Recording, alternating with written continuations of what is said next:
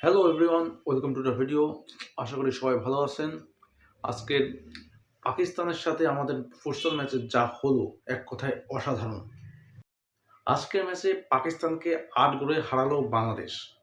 Bangladesh score করেছে পুরো ৯টা গোল এবং পাকিস্তান সেখানে মাত্র একটা গোল স্কোর করতে পারছে, যেটি আমাদের জন্য প্রচুর পজিটিভ। এবং আমরা লাস্ট ম্যাচে মেন্স টিমের সাথে পাকিস্তানের কাছে যে মাত্র একটি গোল কনসিভ করেছি, একটি গোল করতে পেরেছি, সেটার আজকে এক ধরনের রিভেঞ্জ নেওয়া বলা যেতে পারে। এই টুর্নামেন্টে আমাদের উমেন্স টিম দুর্দান্তভাবে পারফর্ম করতেছে এবং সবচেয়ে গুরুত্বপূর্ণ বিষয় একটিও ম্যাচ হারিনি, কারণ পয়েন্টের উপর ভিত্তি করে চ্যাম্পিয়ন ঘোষণা করা হবে।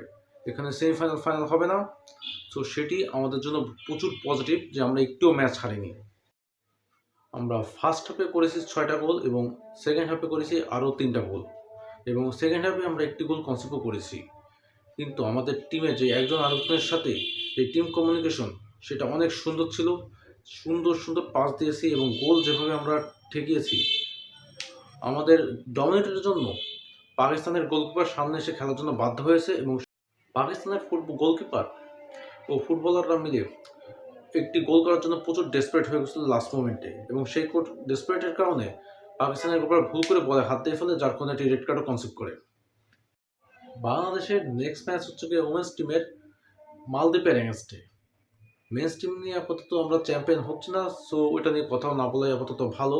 উমেন্স টিম নিয়ে আমাদের এখন একটা আশা আছে, লাস্ট ম্যাচ ওটা জিততে পারলে আমাদের চ্যাম্পিয়নশিপ কনফার্ম। সো আমাদের বাংলাদেশ টিমের জন্য শুভকামনা থাকলো যে তারা যেন মালদ্বীপের এগেনস্টে ভালো করে পারফর্ম করে দুর্দান্ত একটা পারফরমেন্স দিক এবং ম্যাচটিকে জিতে যাক এবং যে ট্রফিটাকে বাংলাদেশে নিয়ে আসুক। সো আমরা এটাই আশা করতেছি।